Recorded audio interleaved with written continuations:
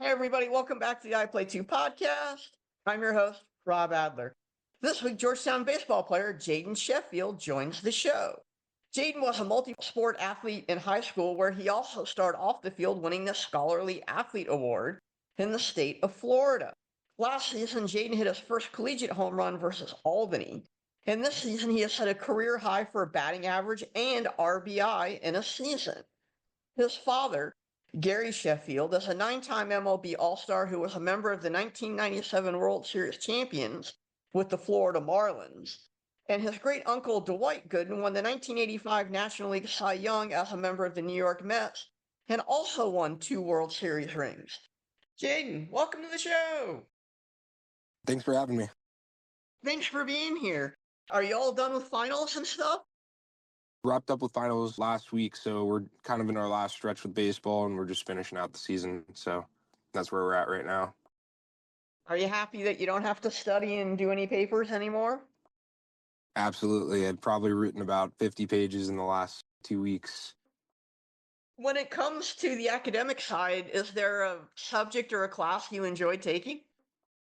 I would say that there was a class that I enjoyed taking. One of my favorite professors, I'm going to give him a little shout out here. His name is William Schlickenmeyer.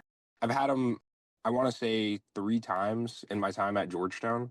I had him at first for an IR class, which is like international relations. In this class, I wasn't super interested in the topic to begin with, but he was such a good lecturer that it didn't matter what he was teaching, you would be interested in it. And I ended up creating a really good relationship with him where at first I wasn't doing so well in his class and I didn't really understand how to effectively write, how to effectively communicate my points in certain styles of papers. And he would sit with me and work with me until I was forced to get it. But he's one of my greatest mentors at this school, and we've grew that into a nice friendship. So I believe I'll be in contact with him well after I leave here. So he's definitely been one of those professors and taught one of those classes that I think that have shaped my time here. What was a piece of advice that he might have given you that's kind of stuck with you? I guess the biggest advice was to push yourself, because a lot of the times as an athlete, you're just trying to get your work done. You don't really have much free time, and it's very difficult to push yourself academically while maintaining the same schedule that we have. It just takes a lot out of you. And he would always push me to work a little bit harder. He would always push me to engage a little bit more with the material. So it's whatever you're giving, you can always give a little bit more. So he would always push me to go that extra mile, go and do that extra assignment, do that extra little bit of research, do that extra little bit of writing. And it's the same thing as baseball, where if you have some in the tank, you would rather use it than not. So he was really the one that pushed me the hardest academically, but I feel like it was the most fulfilling. While you were in his classes, was there a cool fact or some kind of stat that stuck out? I wouldn't even say it was a cool fact. So my professor, he works with the government, and it was kind of in the job field that I was looking at. And I remember the first day of class, we're in a lecture hall with 300 people, and he has us all individually go over our names one by one for about 10 minutes. And then as soon as we were done, he recites all 300 by memory. Wow, that's crazy. I know I couldn't do that. It was actually the most insane thing I've seen in a classroom, and didn't miss a single person's name. After that, I was like, I definitely need to do my best in this class because he means business. Well, you had mentioned that it was an international relations class. Are you looking to get into an international relation field? I was looking at the government. I have a government degree, but I was looking at more in the legal field. So I'm probably going to segue into the legal field after I graduate from here. I was looking at jobs as a paralegal and that type of thing for when I graduate. But as of right now, I'm just playing baseball. Fellow GU athlete and former guest on the podcast, Vaughn Anawai, is going to look to get in the legal field as well. She said she wants to go to law school. That's kind of my next steps after I'm hanging up the cleats. Speaking of the cleats, are you looking at trying to go pro once your time at Georgetown is done? Absolutely. So I'll be spending my time this summer in Trenton in that draft league and trying to make my way up the ladder in that sense. So if I can go play pro ball, then I think that would be an awesome opportunity. It's something that I've wanted to do since I was younger. That's pretty much it. Like, I just want to be able to play the game as long as I can. I love baseball and I want to play as long as I can. For people that may not be as familiar with like the summer baseball leagues for college athletes, have you played in any of those over the summers when you're not at school at Georgetown? Yeah, I've played in quite a few. I've played in the Florida Collegiate League down in Orlando, Florida. I played in the Futures League, which was kind of around the New England area. I've played in the Valley League, which is just around Virginia. And I've played in the NECBL, which is also in New England. In terms of, I would say the competition, is it a step up than what you're normally used to seeing game to game, especially let's say in a conference matchup in college? Certain summer leagues were a little bit stronger than others. I think that COVID also had some impact on that because when I was playing in the Florida Collegiate League, FCL wasn't necessarily the strongest league at the time, but I was also an incoming freshman. But I was in there with like a lot of SEC guys, a lot of ACC guys, just because it was directly after COVID, and Florida was probably one of the only places that had little to no restrictions when it came down to social distancing and being able to play. So a lot of people ended up signing up for that league in Florida because we were so unrestricted with all that stuff. So I ended up getting a lot tougher competition that first year than I anticipated. So I think it was very helpful. It was very beneficial experience, but it was also very challenging at the same time. So it was kind of my introduction to college baseball, facing some high level guys.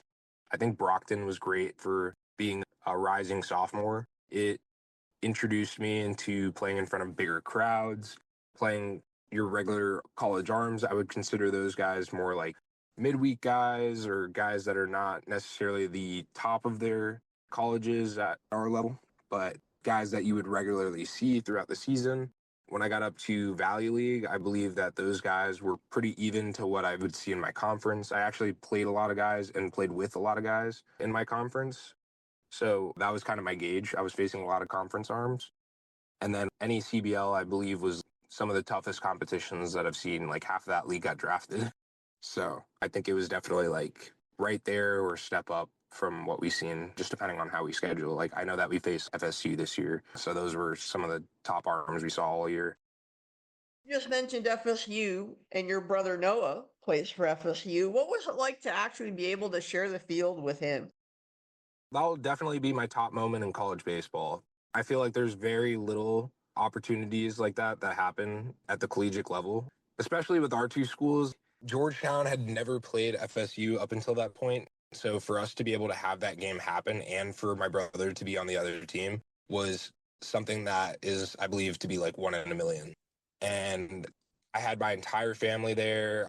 Everybody that we knew, like from back home, went out to come and support us during that game. And it was just a surreal moment. Like it really was like a full circle moment for me because here my brother is a freshman in college and I've been trying to give him all this advice as to what college would be like. And here he is playing with me on the same field. It was special too because my dad's hoping that we're both going to have success in that game. And he's intently watching. And I ended up getting my first knock in that game. And all of a sudden, they ended up putting in some of the freshmen on FSU. And they ended up putting my brother in that game. So I've already gotten a hit in this game, and they just put my brother in. Next thing I know, my brother gets a hit in the same game. So they were talking about it on like ESPN, and they're telling me this after the game. They're like, what you guys have done is something that never really happens. Like it's a very rare thing. He had a chance to catch like a foul ball for me too, so he could have actually put me away. And he ended up not catching it. And he was like, I was trying to give you an extra opportunity to hit, but that's like our little inside joke. There's a lot of emotions involved with it. And it was just something that I'll look back on and I'll be like, this is one of my coolest moments of college baseball. What was it like to have your whole family there to make this a true family moment? Well, really seeing my grandparents and my aunt being able to come out to that game. I don't have a lot of like extended family, so my grandparents have actually never seen me play a game in college until that day. So when I saw them there and I just saw how happy they were for us, they're supportive no matter what. My grandma's gonna hate me for telling this story, but she used to be the type where I'd put a ball in play and it'd be a routine ground out, and she'd be screaming and yelling about how proud she was of me and stands where there were only 10 people back when I was in high school. And it's something that I've missed in my last 4 years, just being up here by myself. So I was actually able to hear her in the stands when there's thousands of people up there, and I could always make out her voice. So it was really cool. So that was something that I didn't realize that I had missed so much, and just seeing them there, it made me so happy to see them because I've always wanted them to be able to come and watch me play baseball at the college level, that is. And we all need a cheerleader like that, no matter how much we might be struggling, and you still need that cheerleader to cheer you on as loud as they can. Yeah, absolutely. How did you end up at Georgetown from Florida? Oh man, this is actually a crazy story. My recruiting process, I wouldn't say it's like unique because I feel like everybody went through COVID, and any kid in my class probably have similar stories in the sense of the recruiting process not going exactly the way that they expected it to go. I had offers prior to COVID, which all got pulled after COVID happened because they gave the seniors an extra year back. So I had some schools on the table that ended up pulling out and just kind of saying, like, we didn't have money for you, we didn't have space for you, and that type of thing. So I was kind of stuck with no options for a second. And as soon as things opened back up, coaches weren't allowed to come and recruit us. So I was now in a position where I was reaching out to coaches and kind of trying to figure out where I was trying to go for school.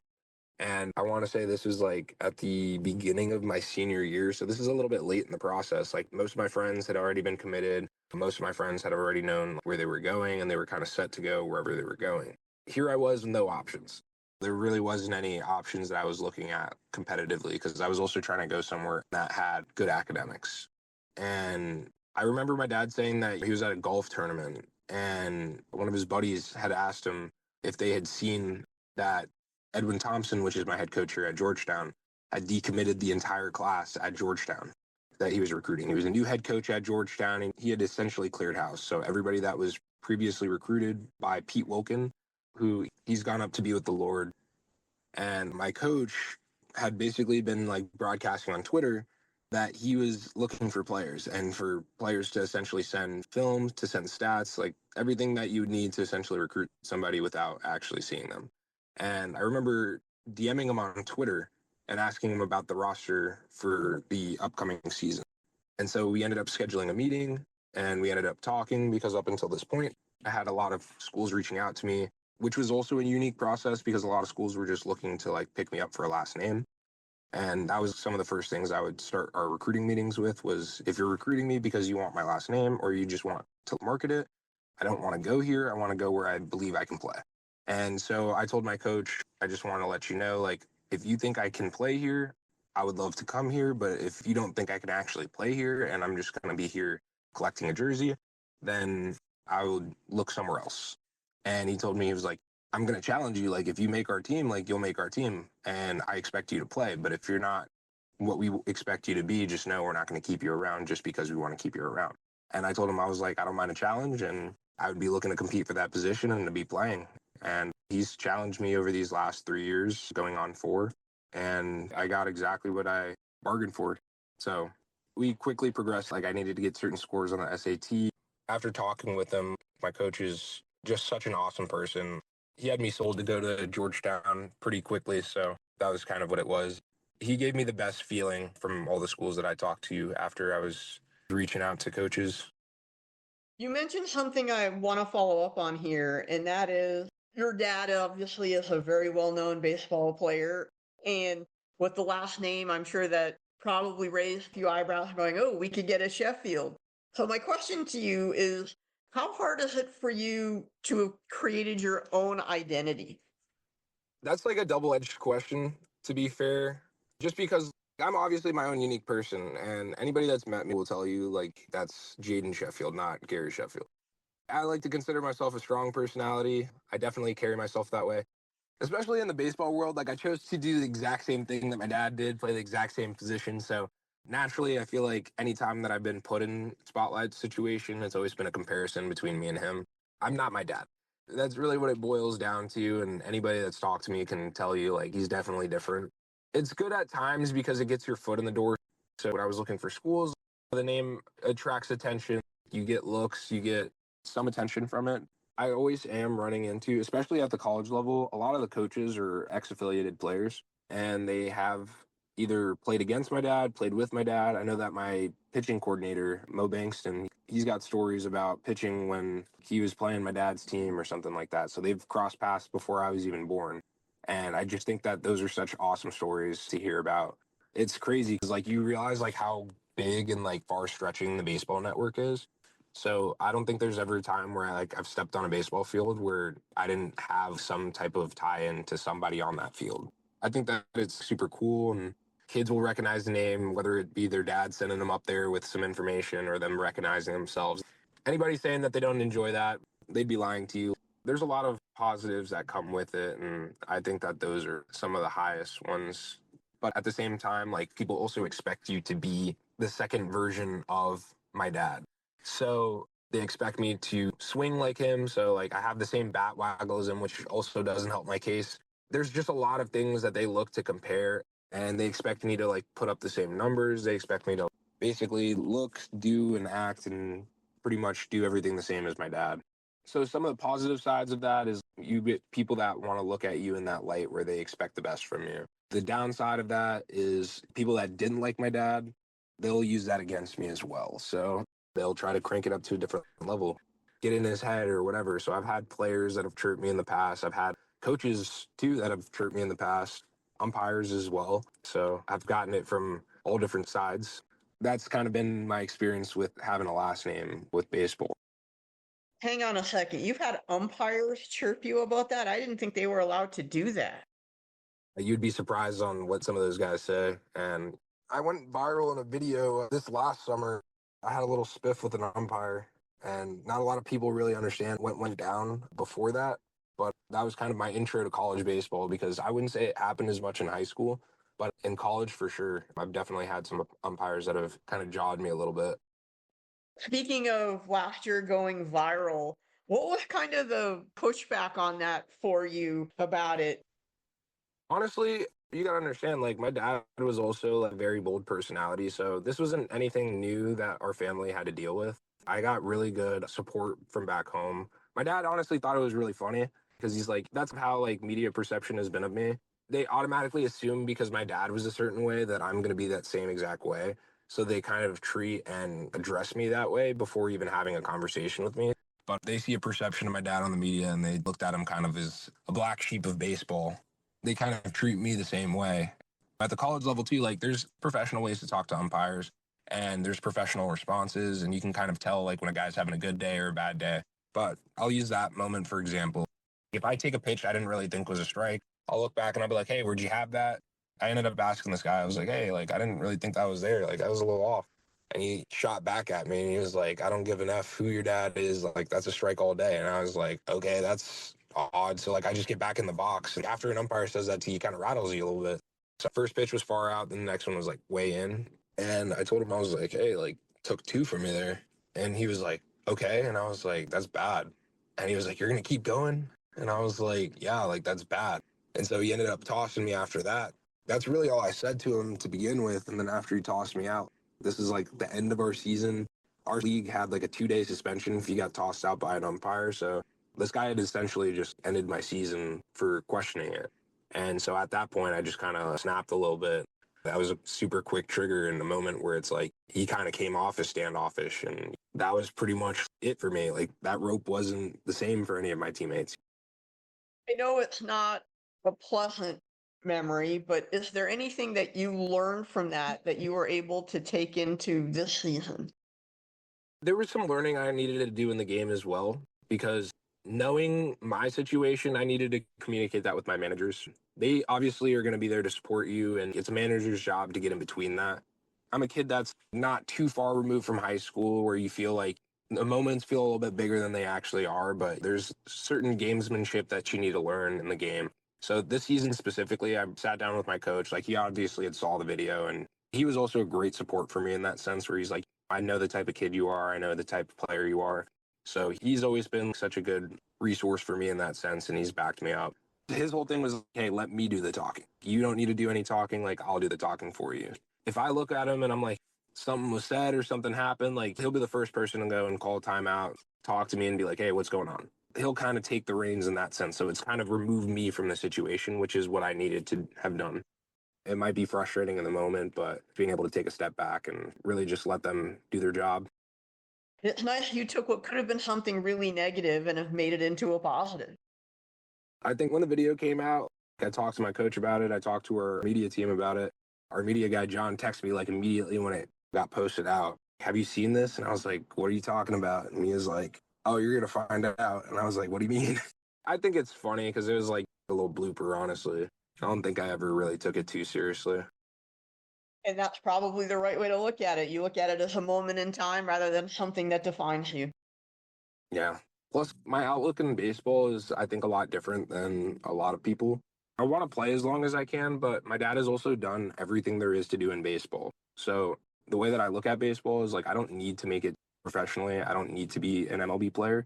I don't need to do anything because my dad has already done it. So there's nothing about MLB baseball that I've seen that it's like, I just want to know what it's like. I want to see what it's like. I've already seen it. I just love the game of baseball, so I continue to play. So a lot of people take the game a lot more seriously than I believe I do. I just play it because I like to. So if I'm going to go and play, like I want to play the brand of baseball that I know and just kind of play it the way that I want to, honestly. At the end of the day, this is just what I enjoy to do. This is when I feel the most happy, just on the baseball field. Either in college or summer ball, has there ever been a time where that happiness has been threatened? Brockton wasn't a great season for me. I had people sending me like death threats just because they felt like I just didn't deserve anything. It could be a lot sometimes. I literally turned off my Instagram that whole season. But to its credit, where I was playing, I had utmost support. Even though I wasn't playing my best baseball, I was still getting absolute support from our home crowd. But people take their sports very seriously. Like a lot of people get caught up in the whole idea where this is my life. And you're really just playing a game. I'm playing a game that people are betting on. People are expecting me to succeed or fail. And that is enjoyment for them. I play baseball, but I'm an entertainer at the end of the day. And that's how I approach the game, where it's like baseball has all these unwritten rules and like all these strict nuances. And at the end of the day, like we're entertainers. If I'm not entertaining, then you don't get paid and the network doesn't get paid. And so a lot of people have asked me about my past and like things that I've said and done and how I played. And I'm like, are you entertained? And the other side of it, unfortunately, is also players from, I would say, a management perspective are viewed as a commodity that they're only as good as long as they're bringing in money, which is kind of what you're alluding to about being an entertainer. And think about some of the most prominent people in baseball, like David Ortiz, like Manny Ramirez, like all these guys that are loved by baseball. It's because they had personalities to go with them. Manny would be eating popcorn out of the stands and waving at people mid play. Like those are things that people will remember for the rest of their lives. So you could be a boring baseball player and you can play it by the book. That'll keep you around. You'll have a career doing that. Or you could be yourself and let your personality show. Look at your dad and yourself with the bat wiggle. You can say what you want, but that's a little bit of personality, and especially kids will mimic that. I've had so many kids come after games and just do the bat waggle, and they're like, "How do you do this? Like, show me this, show me this." I think that that's like one of the coolest things that have gotten passed down from my dad because not only do I do it, my younger brother does it as well. I think he does it a little bit better than I do, but it's also something that I just think is a little cool thing that I've carried on. So as long as I play ball, like somebody will be doing that bat waggle, and as long as my brothers play ball, like it'll probably get passed down to my kids when I have. The bat waggle is one of the more unique stances. Like when I think of contemporary of your dad, I also think of Julio Franco, who, if you've never seen his stance, I still don't know how he doesn't have a back issue because it's one of the strangest stances I've ever seen. I mean, it definitely does take a toll on the back, but it gets you so much more whip. I thought it was like something just that my dad did. You have to have a certain level of strength to do it. And I don't mean to say this to sound prideful, but I probably do have one of the stronger grip strengths in baseball. And I would say that grip strength is something that I feel like a lot of people can't really hold a candle to. And that came from my dad. My dad used to walk around with grips 24/7. So like that's something that he used to make us do all the time. Like I would walk around with the rice buckets or like grip strength trainers, like that type of thing. And I would literally just do it all day to be able to like wiggle the bat like how he did because you're moving that thing pretty quickly. And that's essentially my timing mechanism. That's like me counting in my head. So it's essentially like a leg kick. Like if a toe tap was with your hands. That's an interesting way of describing it because I had never really thought of it like that.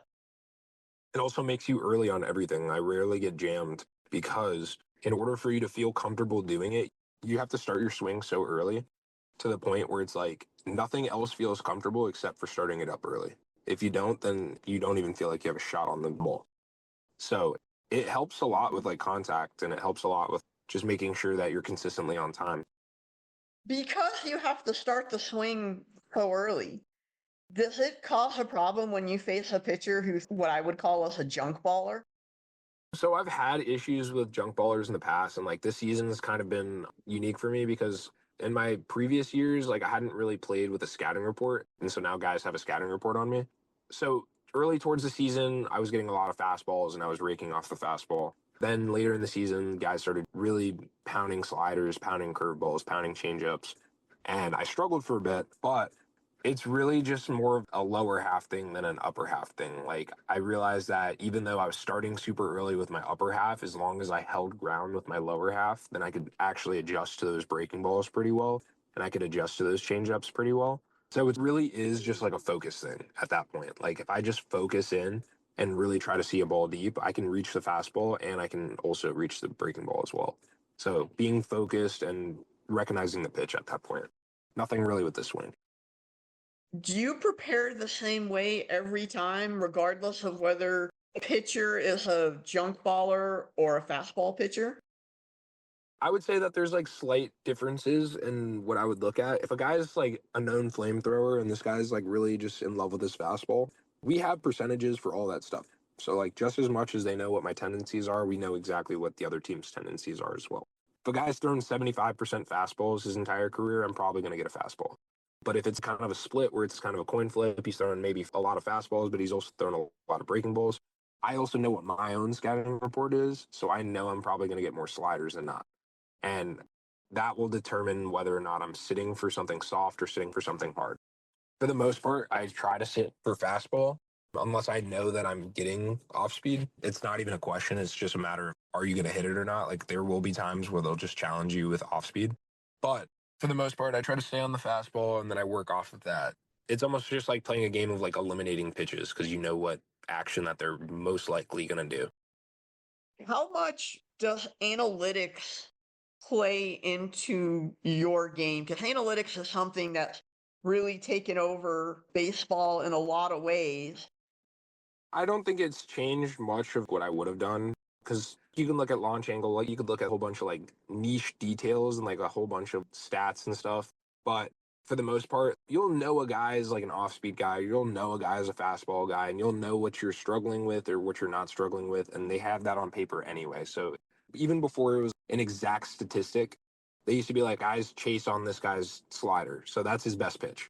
And you'll be like, okay, well, if guys are chasing at it, I'm not going to swing at anything that looks like it's on the outer part of the plate. So we've had access to this for a while, but now they're just putting numbers to what we've already known. So it's more confirmation, if that makes sense.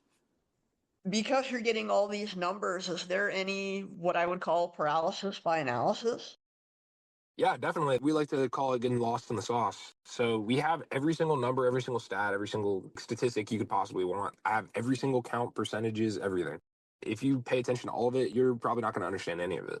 So personally, I'll look at our scouting report and I just take the stuff that's applicable for me. So that's kind of what they preach in our program. They're like, we're going to give you all the information, but find two or three things that you want to look at that help your game and only look at that. That's actually really good advice. It's kind of simplifying the whole process. I'll look at the percentage for like a put away pitch, knowing my scouting report and the percentage of fastballs. So if it's a guy that runs it up with fastballs, I'm not going to swing at anything besides a fastball.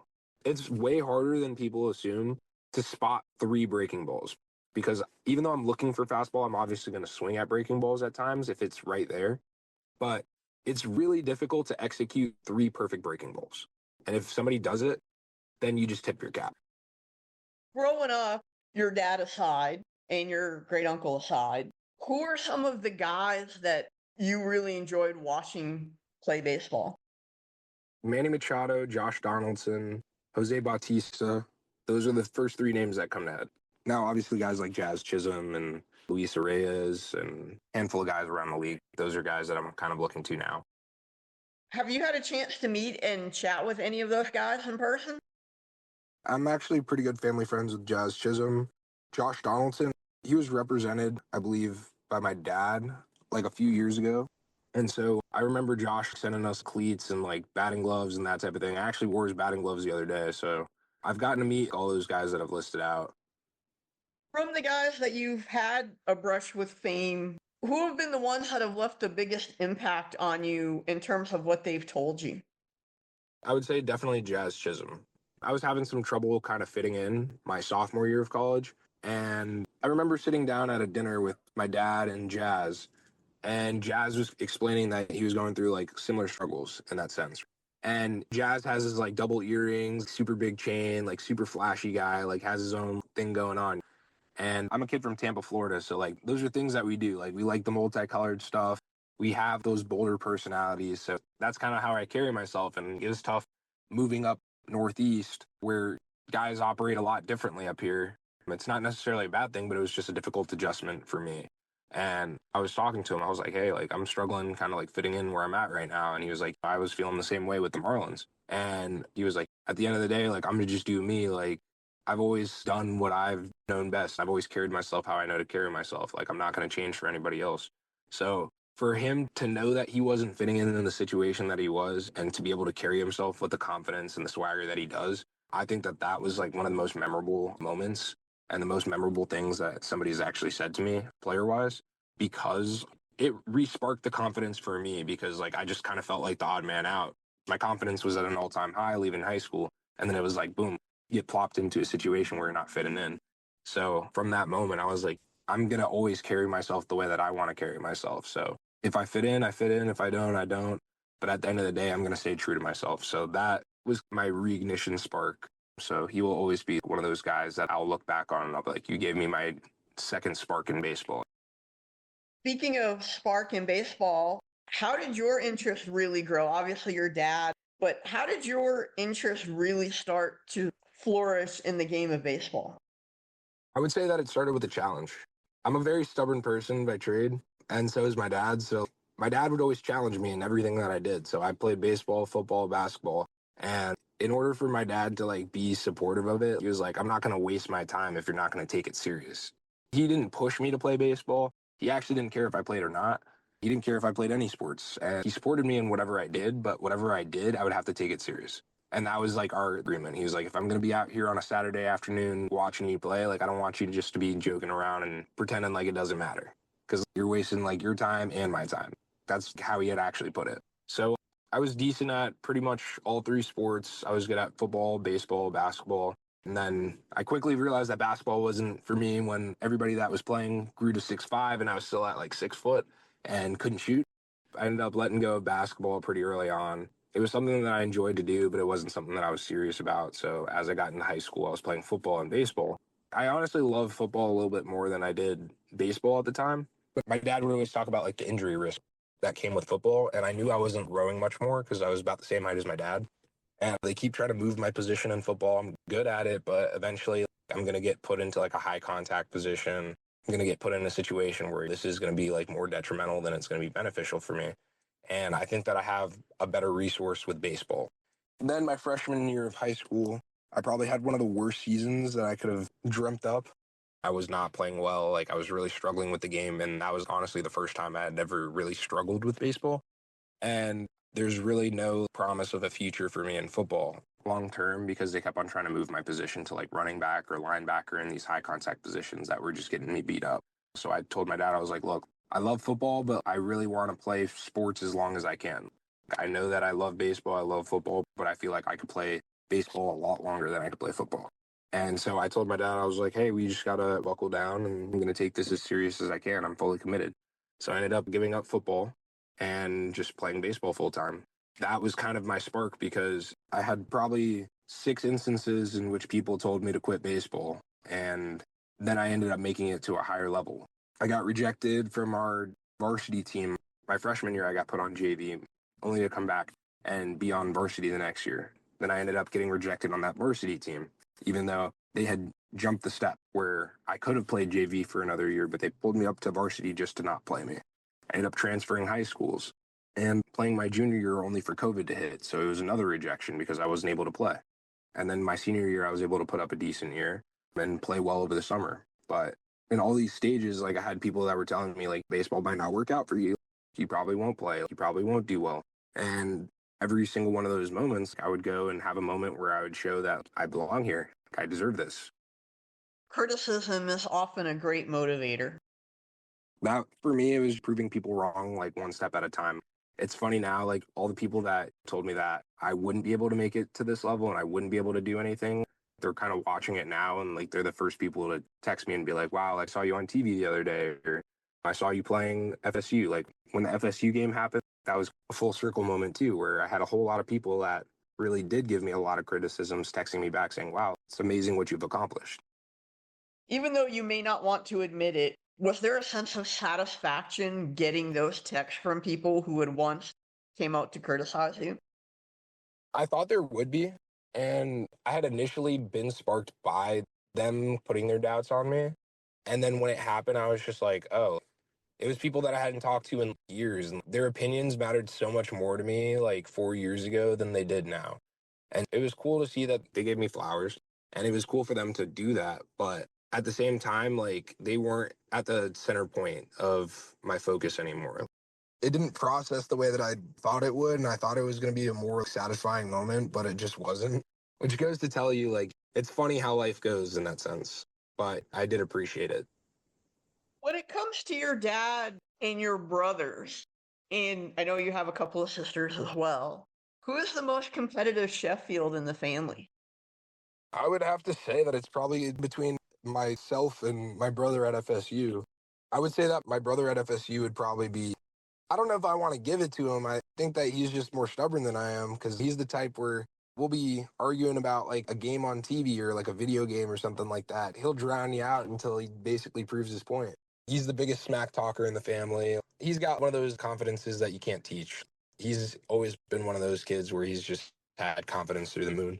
And I try to preach to him. I'm like, hey, don't let anybody change that confidence for you. That's something that I think is really rare to see. It's refreshing, to be honest. Like when I was back at home, he used to drive me crazy because like we'd be competing over like the smallest thing and he wouldn't let it go. Brothers arguing and fighting, that never happens. Yep, never. I think that my brother at FSU definitely has that competitive nature just because like I've seen it my entire life with him. He's just the type where if he can't win, then the game is rigged. He's going to try to win by any means necessary. Away from the athletic realm, what's a favorite story you have with your dad? That's a very difficult question because I just feel like I have such a good relationship with my dad. He's been my mentor, like my greatest resource, somebody that I genuinely enjoy hanging out with. And I feel like some people can say that and some people can't. But like if I'm just looking to talk to somebody, like I'll just call my dad and we'll just talk for hours about literally anything. I'm trying to think of like what my favorite moments would be with him. It would have to be like just being in New York with him. We went on this trip to New York not too long ago. He kind of showed me like where his favorite places to eat were, where his favorite places to be were, and that type of thing. So I got to watch him be excited about showing me what he's built over the last 20 years, 30 years. He was proud of his accomplishments and he was showing it to me. So I think that was the coolest moments I've spent with my dad, just to be able to like spend quality time doing nothing, honestly. I love New York, so I'm curious. What was the place that you enjoyed going to while you were there? So there's this place, it's called Legacy. It's a spot that a lot of the big leaguers frequent. It's on Broadway. So it's like a little Dominican spot that has, in my opinion, some of the best food that I've had in the city. So every time I go to New York, I always make sure to pop by the restaurant and talk to the owner over there. So he's got like some of the best menu I've seen in New York. Like I have to get that food when I go. Away from athletics, is there anything that you like to do? I like watching TV shows. If I have free time, like I might be a little bit of a nerd for saying this. I watch a little bit of anime. Like I just like watching cartoons. I'm a big cartoon fanatic. I'm a very big like do nothing person during my free time. So if I'm not doing like practice or classes or something like that, I like to sit and do nothing. There's nothing wrong with that, and I admit I'm not much of an anime fan, but when it comes to the cartoons, which cartoons do you like to watch? The last one that I just watched was Teen Titans. That one I think is pretty good. I liked a lot of old cartoons. I would watch Doug, Rugrats, The Wild Thornberries, like a whole lot of like Nick shows. Like I was a big Nick at Night kid, and I would stay up and I would watch a whole lot of the older Nick shows. Did you get into Looney Tunes? Gotta watch Wile E. Coyote and the Roadrunner. I definitely have to tap in with that. I haven't watched like Bugs Bunny or any of that. He actually gave me a suggestion there, so that might be my next watch. I just got to figure out where to watch it. I know I have to let you go here shortly. Looking ahead, let's say 10, 15, 20 years down the road, where do you see yourself? I feel like that's a difficult question now, just because I feel like I have so many options at this point for what my future entails. I kind of did that by design just because I never wanted to be like pinned into like one category. That's also why I'm at the school that I'm at. I wanted to challenge myself academically, and I also wanted to challenge myself with baseball. So now that I'm kind of finishing up my time here at Georgetown, I feel like I have a lot of options to do a lot of different things in a lot of different job fields as well. So if I want to keep pursuing baseball, like that's kind of what I'm doing right now, but I also have a strong degree to go with it. So I'm looking at the legal field. I'm looking at continuing my baseball career. I'm looking into some entrepreneurial routes. So I just feel like if you were to ask me like what I'm going to be doing in 20 years, I really don't have a clear answer for you, but ideally it's just something that I enjoy. I'm just kind of trying to figure that out now, exactly what I enjoy in that sense. When you look back at your baseball career, what would you say baseball has given you? I would say that baseball has just given me like opportunities that I couldn't get anywhere else. Obviously, I wouldn't be where I'm at right now. I've made some of my closest friends just being able to go to Georgetown. I've seen so many things because of baseball. I've traveled around the United States, which is something I didn't quite appreciate when I was younger and I was doing it with my dad. But now that I'm older and able to do that, I can kind of take it in. So I've seen a lot of different cool places just based off of where we've gone. I've met very cool people just based off of what I'm doing. So baseball's given me a lot of opportunities and has given me the world basically. And I'm forever grateful for it. Jaden, I want to thank you so much for joining the I Play 2 podcast today. It was great to talk to you and hear about your stories of playing at Georgetown, the opportunity you got to play against your brother at Florida State and have your family there.